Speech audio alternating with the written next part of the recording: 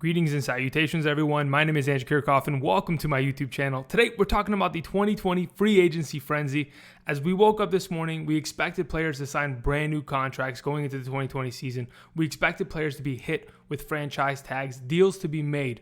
But none more shocking and more important than DeAndre Hopkins being traded to the Arizona Cardinals for David Johnson, who is now on his way to the Houston Texans. This is an absolutely blockbuster deal that none of us expected to see. Obviously, we heard rumblings this past season that potentially David Johnson would be on the moves during the offseason, but we didn't expect it to be like this. So I'm going to talk about everything about this deal, the fantasy football implications going into the 2020 fantasy football season, who serves to improve the most in terms of their fantasy stock or their potential going into this upcoming season. So that's what we're going to go over. So let's get right into it, shall we? Here we go. Hey, everybody, how's it going? Hope everyone's doing well. Hope everyone's safe, healthy. Keep yourselves healthy, especially during this season. So let's talk about this deal. First and foremost, it's an absolute shock, right? We expected players to get signed, but I absolutely did not expect one of the best wide receivers in the National Football League to be moved today.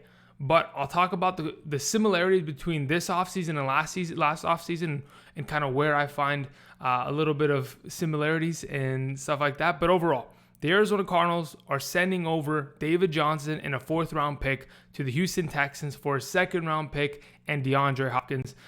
This deal was struck today. I heard a little bit of a report that perhaps DeAndre Hopkins had a fallout or fall through, with Bill O'Brien, the head coach of the Texans, and they just weren't on the same page. And unfortunately for, a guy like Deshaun Watson, who absolutely was, made whole because of DeAndre Hopkins' presence, that is no longer going to be the case. So again, we'll talk about the presence or the absence of a DeAndre Hopkins, whether it's in the Cardinals offense or in the Houston Texans offense as this video progresses. But let's talk about Hopkins first and foremost. What is the Arizona Cardinals offense obtaining now that they've got this running back? I mean, this is a guy that over the past 3 seasons has been a first-team All-Pro in the National Football League. He has been taking over the league since he walked in to the Houston Texans doors. This is a guy that in 5 of the last 6 seasons has caught over 1,100 receiving yards. In 3 of the past 5 seasons has caught 10-plus receiving touchdowns. He's absolutely I can't even describe how good of a wide receiver he is. Besides just throwing out stats, in terms of fantasy, this guy's been on the top of the Mount Rushmore of the wide receiver position for the last couple seasons. In 2017, he finishes the number 1 overall wide receiver in a half PPR scoring format. In 2018, he finishes the number 3. In this past season, he finishes the number 5. Yes, he had a little bit of a down year this past year in terms of receiving yardage, but overall, he still has had successful seasons throughout his NFL career. I mean, if we go back and we look at what DeAndre Hopkins was able to accomplish in 2015 with his quarterbacks Brian Hoyer, TJ Yates, Ryan Mallett, and Brandon Weeden, the dude was able to catch over 1,500 receiving yards and over 10-plus touchdowns that season in 2015. So it doesn't really matter who you have at the quarterback position as long as it's not Brock Osweiler.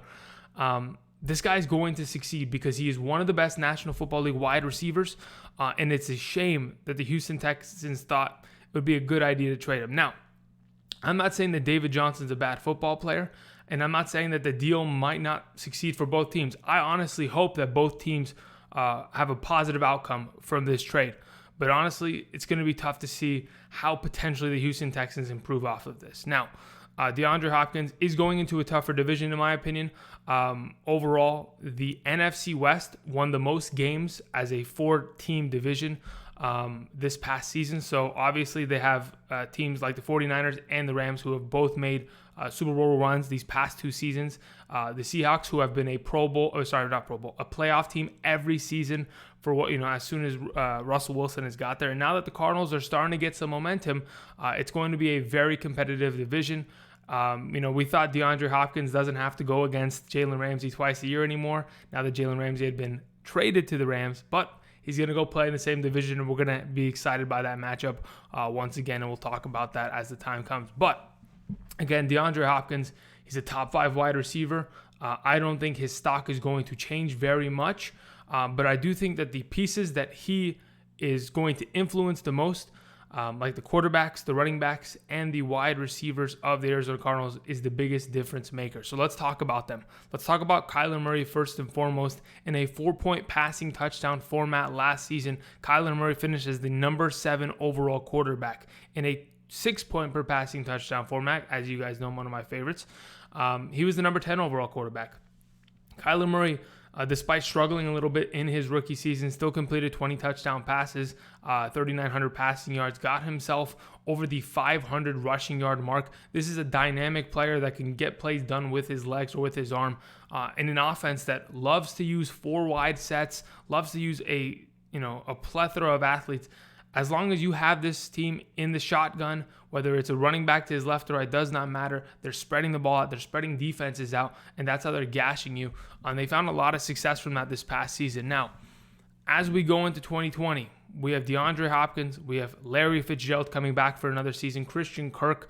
This is absolutely going to improve the wide receiver positions around Kyler Murray. That's a given. But the pressure that DeAndre Hopkins will pull away from these other wide receivers is absolutely going to make a difference. A guy like Christian Kirk last season had over 100 targets, was a pretty viable wide receiver overall, only played 13 games, missed a little bit of time, missed 3 games.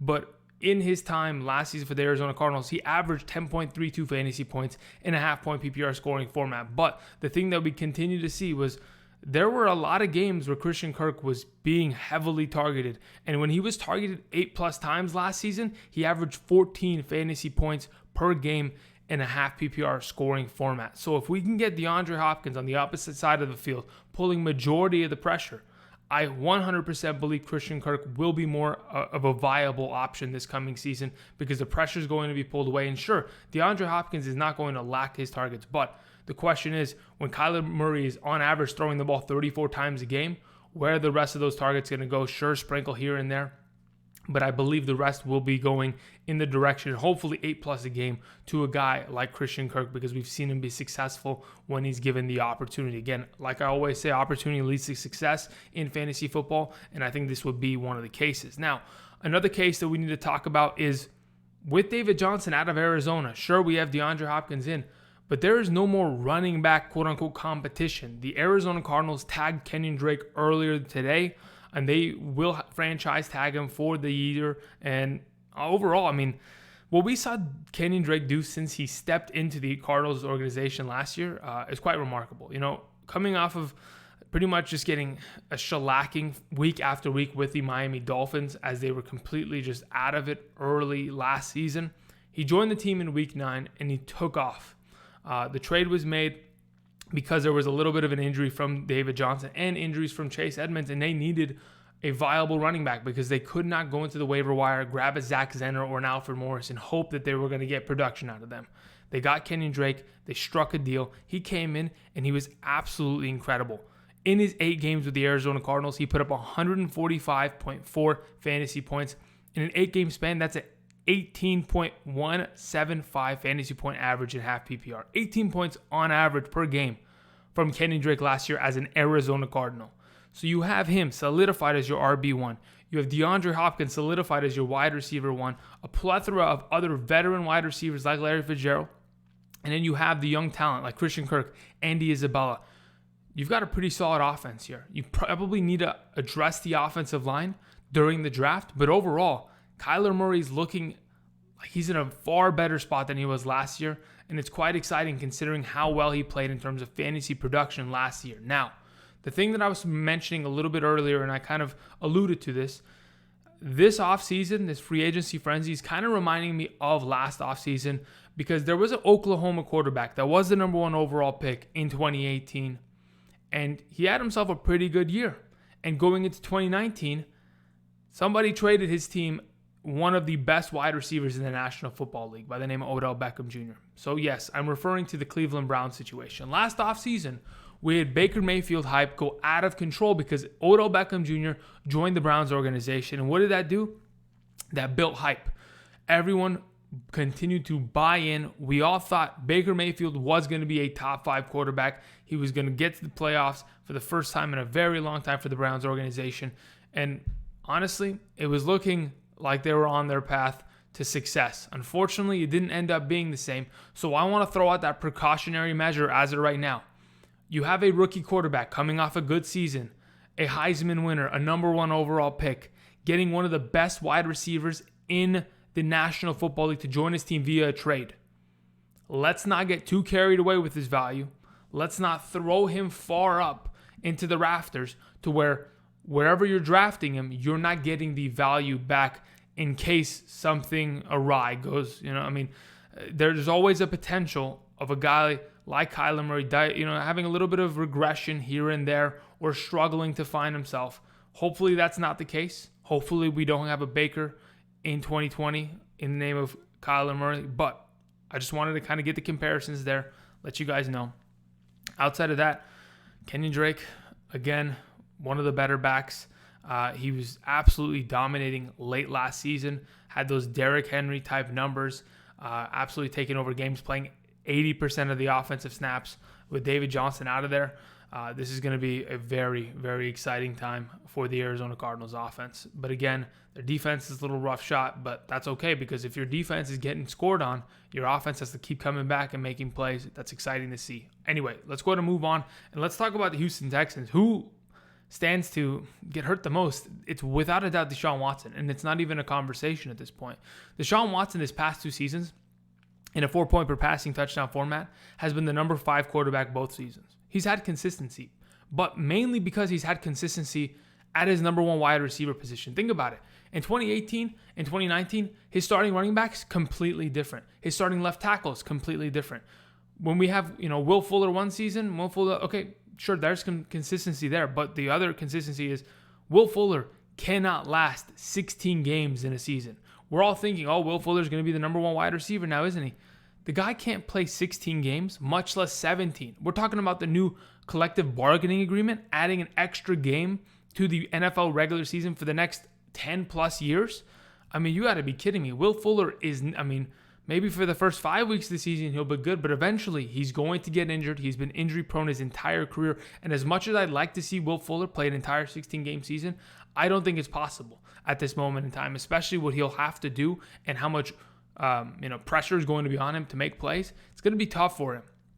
Deshaun Watson, outside of a Kenny Stills, Will Fuller, is going to struggle. When we talk about him and Hopkins, their connection over the last couple seasons that has been built, this past season, DeAndre Hopkins had 30% of the target share of that offense. The year prior, he had 32% of the target share in this Houston Texans offense. In this past 2 seasons, DeAndre Hopkins has 18 of the 52 total passing touchdowns connections from Deshaun Watson. That's 35% of the passing touchdowns that Deshaun Watson completed were to a guy like DeAndre Hopkins. When you take that out of the equation, it's absolutely going to make a difference. Definitely not going to be a positive one. I expect to see absolute regression from Deshaun Watson. Again, free agency frenzy is not over. They could go and they could trade for Stephon Diggs because he definitely wants out of the Minnesota Vikings organization. We could see something of that sort. I don't know what exactly we're going to see, and I don't know when it's going to happen, but I'm hoping Deshaun Watson gets some help because this is absolutely going to hurt him. You're not going to be able to succeed with an injured Will Fuller, a Kenny Stills, and a Kiki Cutie, who's also very much so injury prone. Overall, it's a shame to see this, but Deshaun Watson, if nothing improves around him, the offensive line's struggling. It's going to be a very, very long season for him in 2020. Moving on, let's talk about the running game for the Houston Texans now. Where exactly do we land? Because we all knew that the Houston Texans were in need of a running back, certainly, right? They were in dire need. The last couple seasons, we saw some good running back play. That's for certain. Lamar Miller had a pretty good season in 2018, in my opinion, prior to being injured. Carlos Hyde had a decent season last year. Yes, he only finished as the number 27 overall running back, but he went over 250 rushing attempts, over 1,000 rushing yards, 6 rushing touchdowns, had himself a pretty good season, in my opinion, considering where Carlos Hyde was being valued, being traded away, and consistently pinballing to different organizations. It was tough, going from the 49ers to the Browns to the Jaguars, all in short time, over to the Texans. He at least found a home, but now he's being replaced, and there's an opportunity to be had for David Johnson. But the issue that I have with David Johnson isn't really his talent. more than the opportunity that he's going to be given with the Houston Texans. Now, David Johnson last year, in the beginning of the season, the first 6 games of the year with the Arizona Cardinals, he was incredible. He was averaging 17 fantasy points per game. That's fantastic. I mean, that's pretty much in line with what Kenyan Drake was doing. That's why they decided, let's get rid of David Johnson, let's clear the cap space, and let's keep a guy like Kenyan Drake for a 1-year deal. We'll see what we're going to do in the future. They were averaging the same amount of points. Good for him. But as soon as that happened, he got injured. Coming back for the rest of the year, we saw a lot of struggles from David Johnson after he sustained that early injury. In the other games that he played in the 2019 season, the other 6 games that he participated in, he only averaged 2.87 fantasy points in a half-point PPR setting. Only 2.8 points. It's a struggle. I know he was injured, but we haven't seen David Johnson of the 2016 season in quite some time. You know, the 2016 David Johnson is a guy that went over for 2,000 all-purpose yards, 20 touchdowns, absolutely dominated, got his team, pretty far throughout the season. But unfortunately, we haven't seen that. 2017, broken wrist. 2018, Josh Rosen killed that season with the offensive line play and the ineffective offense. 2019, injury-ridden. I think he's got a lot of talent. I surely do believe so. But is the Houston Texans the answer? I don't think so, but I hope it will be for him, please. I hope for his success. When we go into this organization, sure, like I mentioned before, he's going to have the ability to run the ball 250 plus times, like Carlos Hyde did. What he'll make of it is totally up to him, whether he's going to be able to produce and whether this offensive line is going to be able to produce.